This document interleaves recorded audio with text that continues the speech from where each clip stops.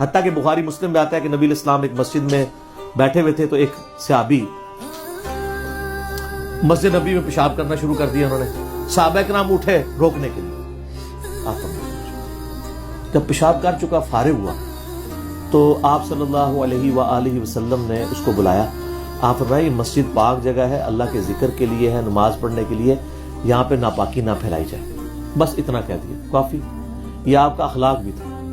اور صحابہ کرام اس کو پکڑنے کے لیے, اب وہ پکڑتے, وہ آدھا پیشاب اندر آدھا باہر, وہ اسلام سے ہی متنفر ہو جاتا. جتنا کام ڈالنا تھا وہ اس نے ڈال لیا, جہاں اس نے تھوڑا سا پیشاب کیا تھوڑا اور کر لیتا, گندگی تو ہو چکی تھی. لیکن آپ نے فرمایا وہ تو کر لینا, اخلاق سے سمجھایا, اس کو سمجھ آ گئی. ظاہر ہے کہ ہمارا تو بچہ بھی یہ کام نہیں کرے گا. اس وقت تو لوگوں کو نہیں پتا تھا نا کہ بھی مسجد میں, اور مسجد میں قالین بھی نہیں تھے, کچی مسجدیں تھیں, تو نیا نیا اسلام آیا تھا, لوگوں کو نہیں پتا تھا. وہ تو اس کو اسی طریقے سے ایک گھر کی دیوار ہی سمجھ رہے تھے جیسے مسجد کی دیوار ہے کہ جی خود خشک ہو جائے گی. پھر آپ نے فرمایا پانی کا ایک ڈھول لاؤ, اس کے اوپر بہا دو. اب مجھے بتائیں ایک بندے نے پیشاب کیا ایک جگہ کے اوپر, اس کے اوپر آپ صرف پانی کا ایک ڈھول بہا رہے ہیں, تو پاک ہو گیا وہ. آپ نے تو کہانی کرائی ہوئی ہے کہ وہ بہتا ہوا پانی آپ کے حساب سے تو اتنے ڈول بہائے جائیں کہ وہ وہاں سے نکلتا نکلتا دوسری طرف سے باہر نکلے. یہ پاسبل نہیں ہوتا. آپ گندگی دور کریں. حتیٰ کہ ابو داؤد میں ایک حدیث ہے, کچھ عورتوں نے کہا یا رسول اللہ صلی اللہ علیہ وسلم, ہم مسجد میں جب نماز پڑھنے کے لیے آتی ہیں تو مدینہ شریف کے راستے میں گندگی ہوتی ہے, تو ہماری جو عبایا ہے نا وہ نیچے لگتی ہے, تو ہم کیا کریں؟ آپ یہ بھی کہہ سکتے تھے عبایا اوپر کرو, لیکن نہیں فرمایا. عورت کے پردے کا خیال. آپ فرمایا وہ جب گندگی والی جگہ پہ تمہاری عبایا ٹچ کرتی ہے, اس کے بعد کیا کوئی پاکی والی جگہ بھی آتی ہے؟ کہا یا رسول آتی ہے. اس کے ساتھ رگڑا کھاتی ہے تو وہ پاک ہو جاتی ہے. جوتیوں کے تلوے کا بھی تیمم آٹومیٹکلی ہو جاتا ہے اگر جوتیوں میں امپریشن نہ بنے ہوئے ہوں. پہلے زمانے میں جوتیاں سیدھی ہوتی تھی نا. بخاری مسلم میں آتا ہے کہ نبی علیہ السلام نے جوتیوں میں نماز بھی پڑھی ہے. بالکل صحیح, کیونکہ قالین نہیں ہوتے تھے. آج بھی تو آپ جنازہ تو اسی طرح ہی پڑھ رہے ہوتے ہیں, تو جڑے تھوڑے زیادہ تقوی دے حاصل جوتی لا کے نا جوتی کے اوپر ہی کھڑے ہو جاتے ہیں.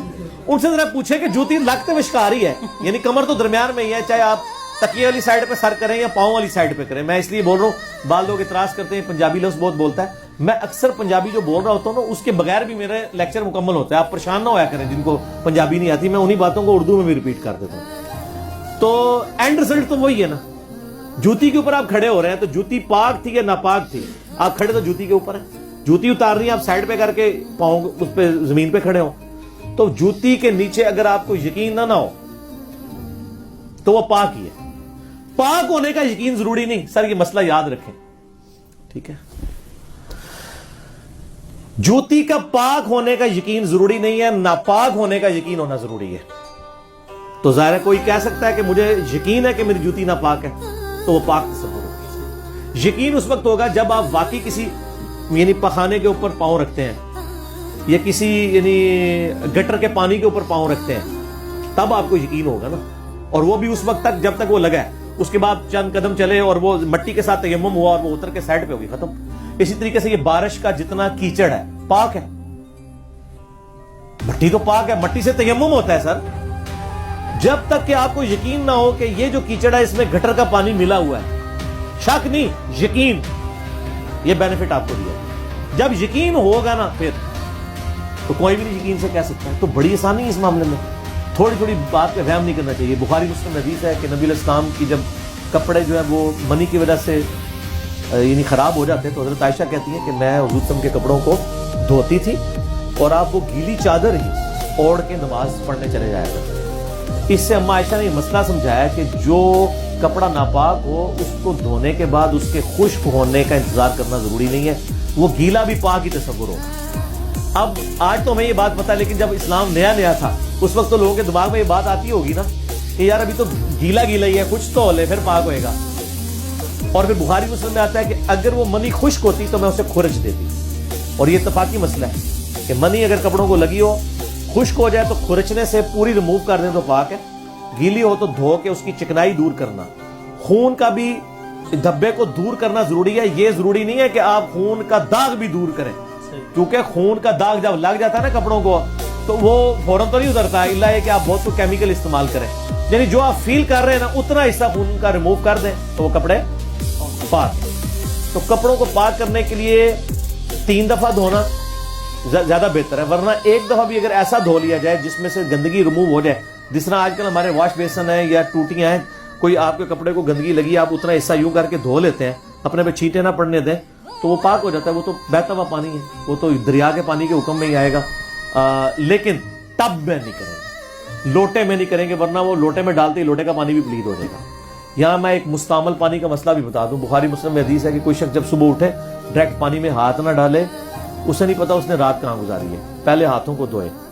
ہاتھ دھوئے بغیر آپ ٹب میں یا لوٹے میں پانی میں انگلی نہیں ڈال سکتے, ورنہ وہ پانی مستعمل ہو جائے گا. مستعمل سے مراد استعمال شدہ. اس پانی سے آپ وضو یا غسل نہیں کر سکتے, استنجا تو کر سکتے ہیں, کیونکہ استنجا کوئی اس طرح کا حکمی نجاست دور کرنے والا معاملہ نہیں ہے, وہ حقیقی نجاست ہے.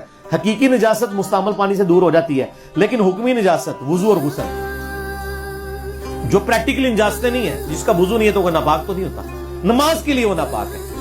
تو یہ حکمی نجاست کو دور کرنے کے لیے مستعمل پانی نہیں ہونا چاہیے. لہٰذا آپ اگر گرم پانی میں کو انگلی ڈال کے نہ چیک کریں, پانی کو آپ علیحدہ سے اس سے نکال کے, آج کل تو ویسے ہی شاور کی وجہ سے آسانی ہوگی ہے تو وہ چیک کریں, شاور میں تو ایسا مسئلہ نہیں ہے. تو یہ میں نے ایک مسئلے میں ایک مسئلے بتا دیے ہیں. پاک کرنے کے اعتبار سے تو آٹومیٹک جو مشینیں ہیں وہ اچھے طریقے سے پانی پاک کر دیتی ہیں, لیکن اس میں کم از کم 3 دفعہ اس کو آپ اس سائیکل کو ریپیٹ کروائیں. پانی وہ فریش لے, دوسرے کو نکالے, پھر لے, پھر وہ سینٹریفیوگل پروسیس کے تحت کرتی ہے نا, تو وہ سارے کا سارا پانی نکل جائے تو یہ پانی پاک. ویسے علماء کے آپ ذرا کلپ دیکھیں نا آٹومیٹک واشنگ مشینوں پہ, وہ کوئی سولوشن دیتے ہی نہیں. وہ کہتے ہیں جی اگر اس میں ناپاکی رہتی ہے تو وہ ناپاک ہے, اگر پاکی رہتی ہے تو پاک ہے. تو اینڈ رزلٹ کیا نکلا دسو نا.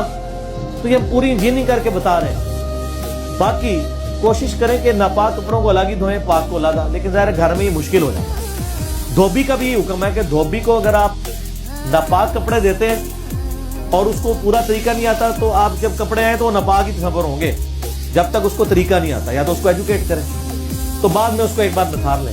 اور اگر آپ نے پاک دیے ہیں تو آپ کے لیے پھر اب وہاں پہ حسن ظن ہے کہ پاک دیے ہیں تو ضروری نہیں اس نے ناپاک میں دھوئے ہوں گے, وہ پاک ہی واپس آ گئے, تو آپ وہم نہ کریں. یعنی شریعت آپ کو پازیٹیو سائڈ کے اوپر لے کے جاتی ہے, جہاں پہ آپ کے لیے آسانی ہو. الدین یسرا, صحیح بخاری کی حدیث ہے, دین آسانی ہے. بخاری مسلم کی حدیث ہے, نبی علیہ السلام جب بھی کسی کو کہیں پہ گورنر بنا کے بھیجتے تو فرماتے ہیں کہ دیکھنا, لوگوں کو خوشخبریاں سنانا, ان کو متنفر نہ کرنا, لوگوں کے لیے آسانیاں پیدا کرنا, مشکلات نہ پیدا کرنا. ٹھیک ہے, یعنی پازیٹیو سائڈ پہ رہنا. تو لہٰذا آٹومیٹک واشنگ مشین والا جو مسئلہ ہے وہ بالکل ٹھیک ہے, آپ یوز کر سکتے ہیں. لیکن میں نے بتایا کہ اس میں یہ ساری چیزیں ہوں, اور اس کے ذرا وہ پانی ذرا زیادہ استعمال کرتی ہے. پھر جن کے پاس لمیٹڈ پانی ہے وہ تو نہیں یوز کر سکیں گے. اس کو ڈائریکٹ آپ کو پھر پانی کی ٹینکی سے جوڑ کے رکھنا ہے, وہ گرم ٹھنڈا مکس کر کے وہ پھر نکالے گی, تو پھر آپ کی ٹینکی بھی یوں نیچے آ رہی ہوگی. ہاں, تو یہ بھی ذرا ذہن میں رکھنا ہے. لیکن وہ صاف ستھرا کر دے گی. عورتوں کی فٹیک جو ہے نا وہ پھر بہت کم ہو جائے گی. پھر عورتیں جو اپنا اصل کام ہے, بیوی بچوں کی تربیت کے لیے بیوی ہوتی ہے نا, یا خامن کو ٹائم دینے کے لیے, تو وہ اپنا کام صحیح طریقے سے کر سکے گی. ٹھیک ہو گیا.